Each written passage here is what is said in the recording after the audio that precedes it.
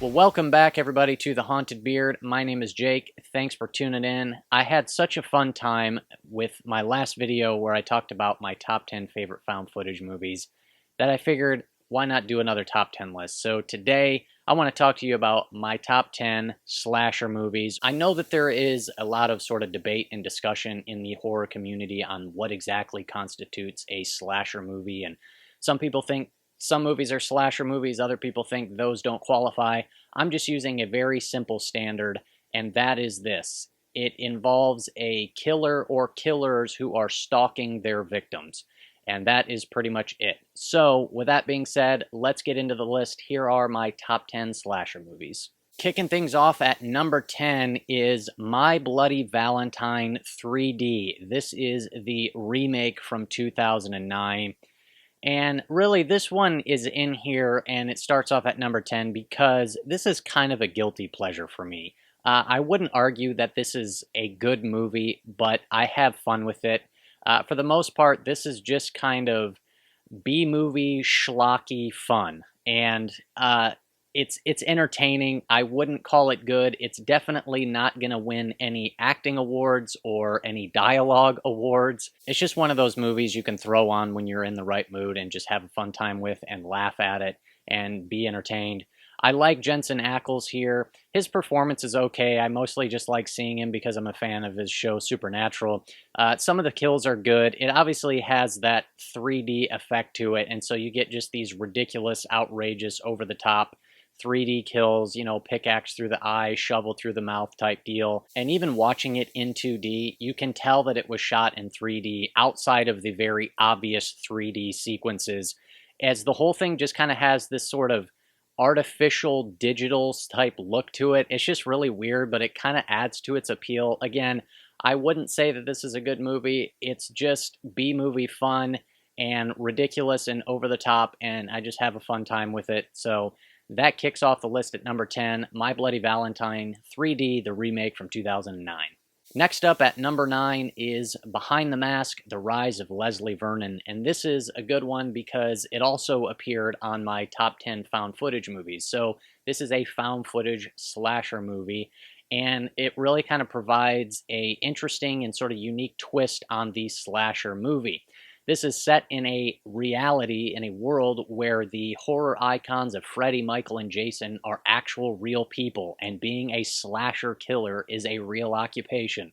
So it follows this documentary crew as they are documenting and following Leslie Vernon, who wants to be the next Freddy, Michael, or Jason, major horror icon killer. So, and it's cool because it provides a different perspective in that it's told from his perspective as the documentary crew is following him around. So if you like found footage, if you like slasher movies, this is a great option for you. Just have a lot of fun with it. It's a really cool concept. They execute it really well. It's got both of those found footage and slasher vibes, and it's just a lot of fun. So that is number 9, Behind the Mask, The Rise of Leslie Vernon. Okay, coming in at number 8 is You're Next. And man, this is a fun time. I have 2 words to say: Sharni Vinson. Holy smokes. Maybe the greatest final girl of all time. Certainly in the top few of my favorites. Wow. This chick is awesome in this movie. Man, this is, in a way, a bit of a home invasion type movie, but I do still think it qualifies as a slasher. And this one's got just some kind of cool twists and turns in it that kind of keep the story, keep you guessing, and things are, you know, moving fast. And there's just some really intense, gnarly kills in this thing. And as I said, Sharni Vinson, my goodness, she is awesome. When she goes into fight mode, oh my goodness, she is just an absolute joy to watch as she does absolute work on these killers in this movie. And that alone is worth watching this thing. Like I said, I think she's one of the best final girls of all time. We need to see her in more movies, but man, You're Next does just an awesome job. It's a little bit different of a slasher movie, a little bit of a home invasion movie as well, but just a lot of fun with this one. A lot of intensity, a lot of good kills, some good twists and turns, and an awesome final girl. That is my number 8, You're Next. Coming in at number 7, I'm going to go with a new one here, X. And man, I had a really good time with X. I reviewed it already on my channel, so I'll put a link here if you want to check that out and get some more in-depth thoughts. But Ty West, the director, does just a really good job. This thing's set in 1979. It just does a really good job with the setting and just putting us in that time frame and in that time period. And the performances here are good as well, but the standout by far is Mia Goth. My goodness, that girl can act. Holy smokes. Just her diversity and range here is just really pretty incredible. And there's just some really solid kills here, all practical effects, which I absolutely love. There's some kind of interesting and creative editing choices. There's some nice kind of shots and cinematography aspect to it as well. There's some good surprises. And as I said, the kills are just brutal and gnarly and memorable. And man, this is just a fun one. Also, too, I like that it kind of pays some homage to the original Texas Chainsaw Massacre, which we may see a little bit later on in this video. But anyways, yeah, X is a really good one and highly recommend it if you haven't seen it yet. So that is my number 7. So that brings us to number 6, and number 6 is the classic from 1978, John Carpenter's Halloween. Man, this thing is pretty great. And I also reviewed this movie as well on my channel, so if you want some more in-depth thoughts, I'll provide a link so you can check that out. But I actually reviewed the entire Halloween franchise, and I had never seen it before until just when I reviewed it, beyond outside of that first movie. And after watching the entire franchise, my appreciation and admiration for the original has gone up significantly. And I think I would even increase my grade on this movie as well. This movie is pretty fantastic. And what Carpenter is able to do just with the atmosphere and with the character of Michael Myers, I just love how well he executes the suspenseful sequences here and just how much of a slow build. And he's just so concerned with building tension and building suspense. And it's not about just rushing to the kill. He savors every last drop of suspense in this thing. And it's just fantastic. The kills are obviously pretty tame by today's standards, but the kills are still so well done and effective and disturbing, and just that character of Michael Myers and how he shoots those scenes with just in the shadows, and he's just this omnipresent evil, and him just lurking in the background, and he's there and he's not there, and you don't know where he is. And it's just, man, this movie is just, oh, it's so great. Obviously, I could go on about the score as well. The theme is fantastic and absolute classic and great movie. Halloween sits at number 6. Coming in at number 5 is Haunt from 2019. And man, this was a movie that really surprised me and impressed me.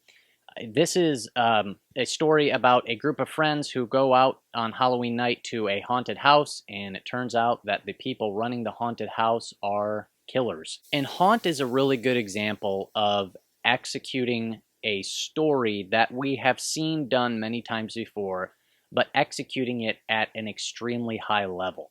The story here is pretty straightforward. We have seen, it's more or less a haunted house type film in a way, and we've seen movies like this, so it's not really breaking any new ground in terms of story, but I think just its execution of it is just really well done. The group of friends become trapped in this haunted house, and in a way, it kind of almost becomes like this escape room, and there's these kind of different rooms and different stages and different areas, and there's kind of these sort of like booby traps and stuff. There's just a lot of sort of creative and different aspects to it that make this place really creepy, and it's just got some good atmosphere.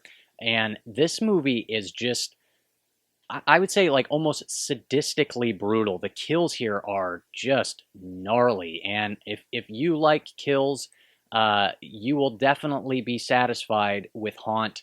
Also, too, just the villains and just the makeup with the villains is just really disturbing and memorable. As I said, the atmosphere is good, and it's just got some nice, almost kind of classic setups with just sort of sounds and things lurking and smoke and colors and just some good suspenseful sequences as well. And if you haven't seen this one, definitely check it out. Haunt is a really solid slasher movie, and it sits at my list at number 5. Okay, so here we are at the top 4, and these top 4 are very difficult to rank. Really, any one of these could be in the number 1 spot on any given day. But I had to rank them, so as of today, here are my top 4. And coming in at number 4 is Wes Craven's classic from 1984, A Nightmare on Elm Street. And I have also reviewed this movie on my channel already, so be sure to check that out if you want some more in-depth thoughts. I've also reviewed the entire Nightmare on Elm Street series as well. Look, this thing is just fantastic, and it holds up so well. This thing's almost 40 years old and is still just terrific. I absolutely love that Craven took the slasher idea and the slasher formula and then introduced it into the dream world, because then he was able to take just the creativity level off the charts. And what he was able to do with Freddy Krueger and that idea of this slasher villain attacking people in their dreams is just awesome. And such a scary idea, because with any other slasher villain, you can run away from them, but you can't run away from sleep. Sleep is always going to catch up to you, and there's Freddy Krueger. And every decision he makes in this movie, I think, is the right one. I don't really have any complaints about this thing. Heather Langenkamp as Nancy is great, and this thing has, I think, for sure one, if not maybe a couple, of the greatest slasher kills of all time. The kill of Tina is just absolutely fantastic. I'll never forget watching this thing for the first time. And what makes some of these older films so special is that they were before the CGI age, and they had to rely on practical effects. And just watching this thing and seeing Tina's kill and just being like, holy cow, like, they actually had to do that. There's no CGI phoniness here. They actually had to figure out a way to have that girl roll up on the wall and onto the ceiling. And dude, watching that for the first time, I was just like kind of blown away. It's such an incredible kill. Absolutely phenomenal. Still holds up almost 40 years later. And the atmosphere is great. The music is solid. It's got one of the greatest horror icons of all time, Freddy Krueger. I could go on and on, but just watch my full review for this thing. But anyway, that sits at number 4, Craven's classic, A Nightmare on Elm Street.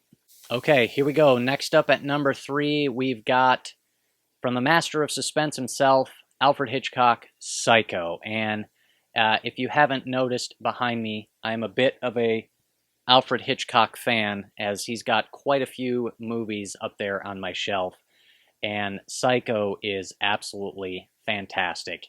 Man, as a movie fan, if I could take a time machine back to 1960 and sit in the theater and watch this movie with audiences in 1960 and see this thing for the first time with everybody, what an absolutely incredible experience that would be. I would give a lot to be able to go back and watch this thing when it originally came out.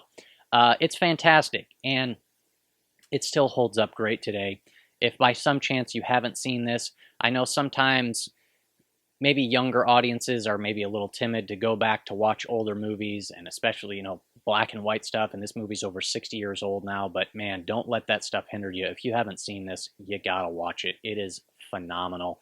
What Hitchcock did and completely blew people's minds with, I guess spoiler alert, but again, it's 60 years old, what are you gonna do? But he blew people's minds with killing off his seemingly lead actress in the first half of the movie, and the obviously iconic shower scene, which is not only one of the most famous horror sequences of all time, just one of the most famous movie sequences ever.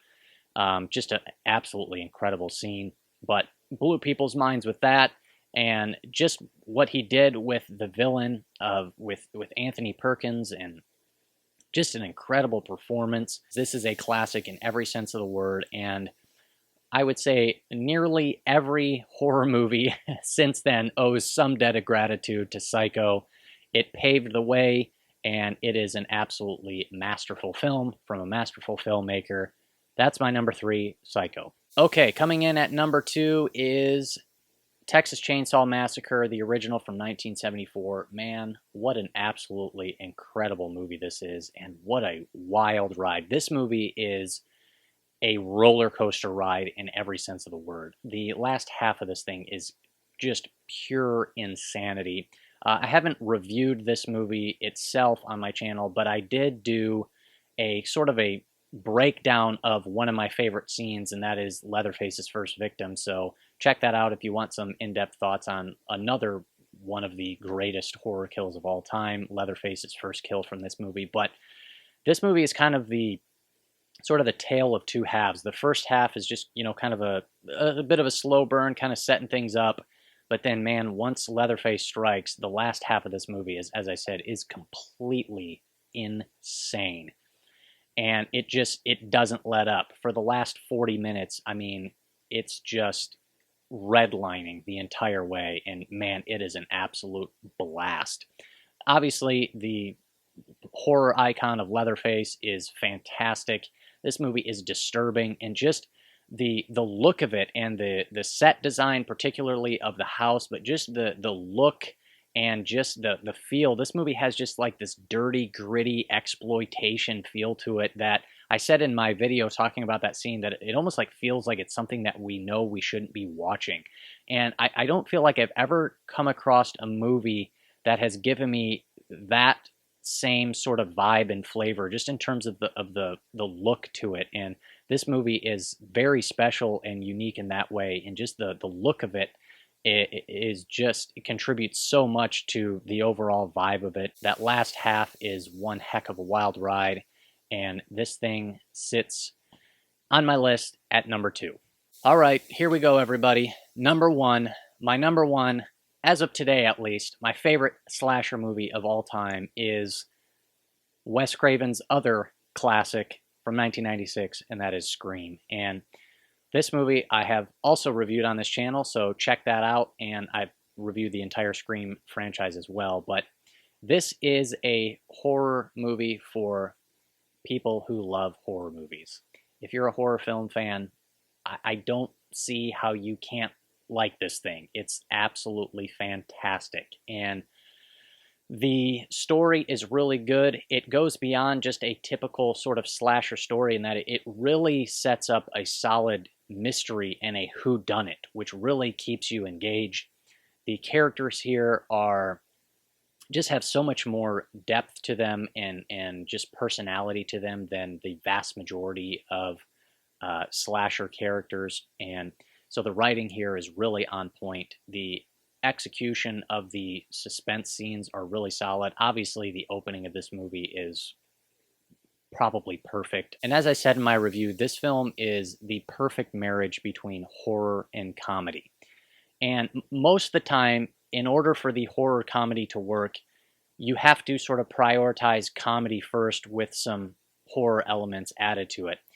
I think it's way more difficult to still prioritize the horror and the scares first while adding comedic elements to it without completely ruining the vibe and ruining the tone and just throwing things off and killing that scariness to it. But this film does it absolutely perfectly, and the humor is great. And Matthew Lillard, to me, pretty much like every word out of his mouth I'm laughing at, and I can't quite figure it out either, because he is such a complete spaz and goofball that in any other movie, I feel like his character would completely ruin the scares and the suspense, but it just makes this thing all the better.